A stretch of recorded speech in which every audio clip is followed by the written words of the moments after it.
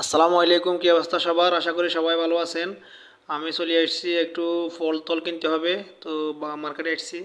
এখানে অনেক ধরনের ফল আছে, লেবু, আম, কাঁঠাল, জাম সব আছে। এখানে হচ্ছে একটা নারিকেলের দাম হচ্ছে 5 রিয়াল। সব আছে, সৌদি আরবে কোনো কিছুর অভাব নাই। দেখেন তরমুজের কার্ডি আমার পিস পিস করে বোতলের ভিতরে ভরে রেখেছে। 3 টাকা 95 পয়সা, 3 রিয়াল 95 পয়সা। আপেল, মালটা, আঙ্গুর সব আছে এখানে।